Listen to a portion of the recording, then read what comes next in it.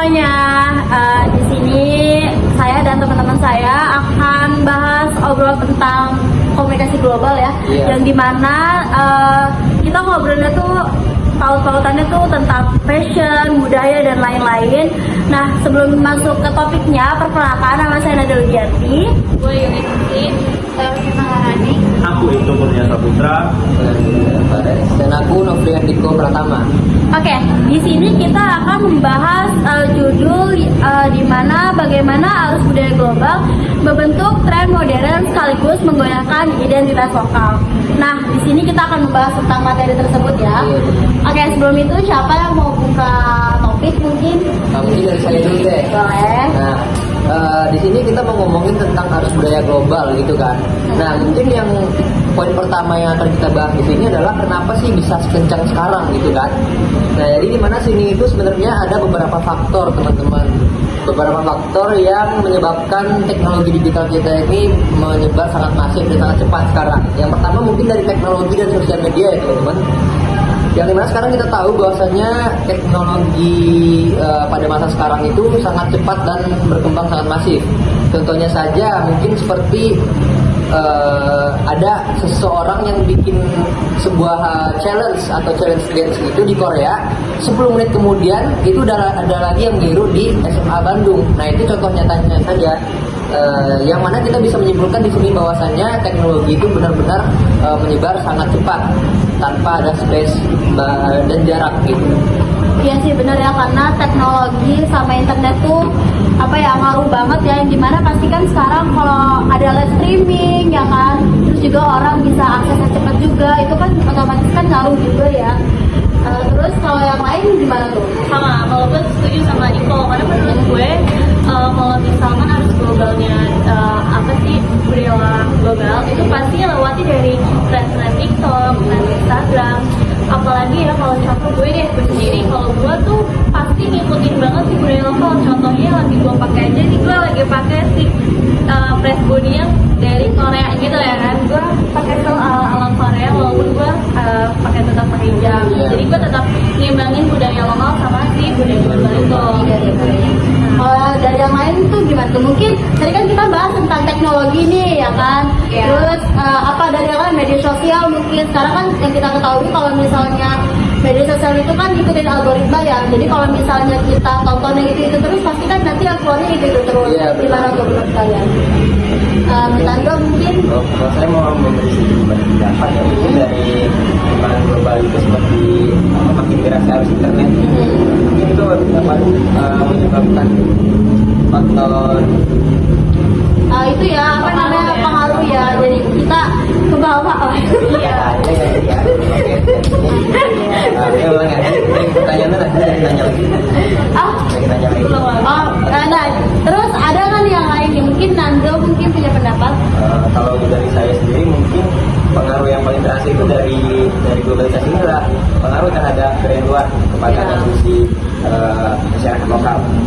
Biasanya masyarakat lokal itu membeli brand luar bukan karena memang dia butuh atau emang dia suka ya, tapi karena FOMO aja mungkin ya. Karena mereka dari FOMO atau dari media sosial. Dimana brand luar kan mempunyai citra yang keren gitu, yang modern, juga dianggap berkualitas tinggi. Kalau misalnya dari kualitas juga bisa kita adu dalam brand lokal kita yang ibaratnya kualitas tinggi tapi bisa dengan harga lebih rendah. Nah, tapi dari itu semua tuh faktornya apa sih menurut kalian? Faktornya kan pasti ada dampak sama buruknya ya.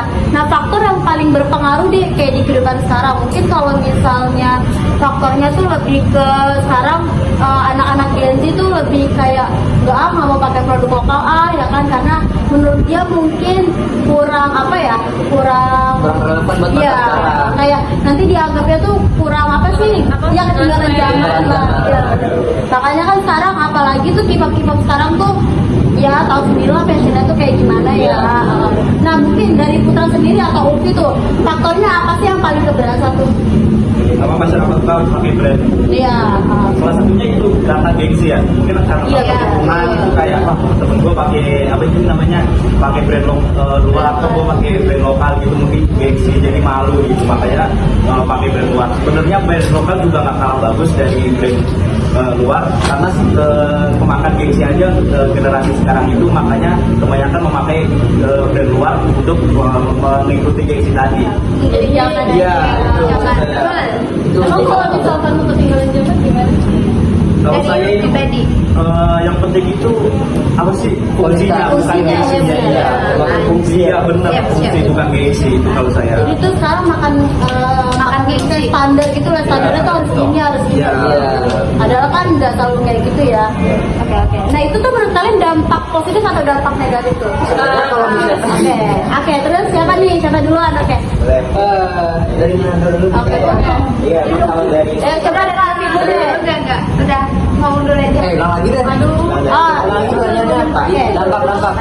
Nah, dari faktor-faktor tersebut nih, ya kan, nah menurut kalian tuh tadi yang kalian dijelasin nih, itu dampak positif atau dampak negatif nih? Atau memang ada dua-duanya? Pasti dong ada dua-duanya. Iya. Dan ini kita bahas, coba deh dampak positifnya dulu. Coba dari Lutfi gimana tuh?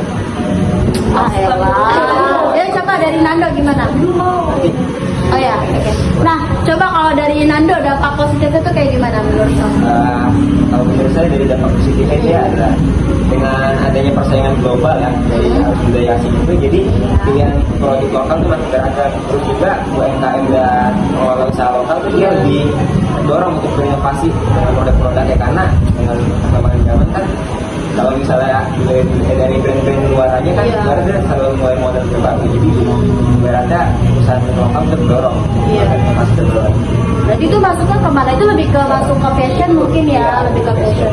Tapi hal itu kan pasti dampak positifnya bisa masuk ke kulinernya juga, Iya, kan? bener. Terus juga ke musiknya, Iya. ya kan? Oke. Terus juga ke bahasanya. Mungkin kalau ke bahasa Indonesia tuh bisa tahu bahasa luar lah, otomatis kayak seperti kalian tahu nih. Sekarang kan bahasa Inggris tuh lebih kepake nggak sih buat Iya, semuanya ya banyak kan? kata serapan yang kita dapat di Ya, Indonesia itu sekarang. juga masuk ke dampak positif mungkin Dampak ya. positif. Iya, benar. Mungkin kalau kita ngomongin dampak positif, nggak lupa pula kita harus kayak cantumin juga dampak negatifnya. Iya. Karena kan di balik dampak positif pasti ada dampak negatifnya. benar. Nah mungkin sini saya sedikit menambahkan mengenai dampak negatif yang kita rasakan pada saat ini. Itu yang pertama mungkin kehilangan identitas budaya lokal kita. Yang sama-sama kita tahu bahwasanya sekarang itu ketika maraknya tren-tren dari luar ini, tentu banyak budaya-budaya lokal kita itu yang hilang, yang terkikis gara-gara budaya global itu yang makin merajalela kan. Nah mungkin salah satunya juga konsumtif. Jadi pola konsumtif masyarakat itu makin marak, makin tinggi gitu. Karena kita lihat sekarang bahwasanya banyak orang yang beli produk lokal itu ya bukan karena kebutuhan mereka, tapi karena keinginan kan, karena pengen viral gitu kan. Mungkin yang ketiga juga dari saya adalah tekanan sosial. Banyak sekarang yang gaya hidup mereka tuh lebih meningkat karena harus pakai brand tertentu dulu gitu. Mereka harus pakai brand tertentu dulu nih biar nyampe gitu. Gitu. Jadi biar kelihatan uang banget deh. Wah, gitu. Notice sama orang tuh ya. Kalau dari Lutfi gimana tuh kalau dampak negatifnya? Dampak negatifnya anak muda jadi lebih mengenal budaya luar. Kayak hafal K-pop, Tahu sih. Tapi itu mungkin nggak selamanya dampak negatif kali ya, Pia. iya nggak selamanya dampak negatif, tapi di era sekarang anak muda itu lebih mengikuti tren fashion, tren fashion yang ada di apa sih K-pop Iya. mereka itu loh. Jadi kayak banyak anak muda yang pengen lupa lah ya. menyesuaikan, menyesuaikan apa fashionnya dengan idol-idolnya. Jadi membuat mereka itu lupa akan budaya aslinya. Iya. Kalau dari Putra sendiri gimana? Mungkin dari Lia sendiri. Enggak, kalau gue mau nanya ini sih, menurut kalian nih ya, kan budaya lokal kita ini berkurang banget. Rasa nggak kalau kita tuh budaya lokal cuma dipakai pas 17-an aja? Iya, Buat kayak lomba-lomba 17-an, terus kayak ngeliatin adat-adat, itu kan di 17-an doang. Iya. Nah, menurut kalian juga nih, kalau misalkan solusinya tuh biar kita nggak dipakai di 17-an lagi gimana? Tapi mungkin dari pembelajaran juga bisa nggak sih? Kadang tuh waktu dulu aku sekolah dulu tuh ada Kartini, inget gak kan? Nah biasanya tuh anak-anak cewek tuh pada fashion show tuh biasanya tuh pakai baju kebaya, baju batik, baju kebaya sih lebih ke baju kebaya. Itu tuh sebenarnya ngaruh juga sih biar nanti tuh fashion yang ada di Indonesia kayak misalnya batik kebaya tuh nggak pudar gitu loh. Jadi tuh dia masih tertanam lah di era masa belajarnya dia kayak gitu. Mungkin dari frekuensi sih, jadi kita nggak harus ngadain acara tersebut pada Iya. tanggal 17 aja gitu. Jadi mungkin setiap bulannya 2 kali sampai 3 kali per bulan gitu diadain acara kayak mengenang leluhur kita, pahlawan kita dulu, sama budaya-budaya lokal kita gitu. Harus tetap lestari lah sampai sekarang, sampai ke depannya juga. Tapi itu sih lebih ke berarti kita anak-anak sekarang dong Gen Z. Iya. Karena mungkin kalau misalnya orang dulu kayaknya jarang deh ya yang bakal ngadain kayak gitu. Makanya Iya. nih kita sebagai Gen Z ini kan kita tahu nih bahwa kalau misalnya harus global tuh kan berkembang sangat pesat ya. Jadi jangan sampai nanti generasi nextnya tuh bakal lupa nih. Iya, makanya nanti mungkin kalau misalnya ada kesempatan lain waktu kita adain apa namanya acara-acara kayak gitu deh. Kayaknya bagus gak sih buat nah menurut Putra sendiri gimana tuh buat Tando atau apa? Kalau menurut saya, mesti tambahan mungkin yang bisa memperkenalkan budaya kita keluar itu dengan adanya student exchange. Jadi nanti memperkenalkan pelajar itu luar negeri. Jadi kita sebagai pelajar Indonesia bisa memperkenalkan budaya kita dengan Iya benar-benar. saya entah itu di universitas atau di mana. Oh, Jadi iya. kita biasanya kan suka ada pentasnya atau di mana juga kan luar negeri. Nah kita bisa berarti mengenalkan budaya-budaya kita seperti angklung, Iya, jadi nggak cuman apa budaya global doang yang terkenal di kita, tapi budaya kita itu masuk ke Budaya kita masuk ke global. Iya, Jadi tapi apa tuh boleh? Berapa? Tapi saya mau nanya. Oke, kenapa? Sampai untuk mengenalkan budaya kita ke budaya luar itu dengan salah satu dengan menggunakan teknologi sekarang yaitu sosial media. Kita bisa menggunakan tren kita di TikTok terus disebar di luar. Oh iya, benar-benar. Sehingga masyarakat luar itu tahu wah ini budaya dari Indonesia.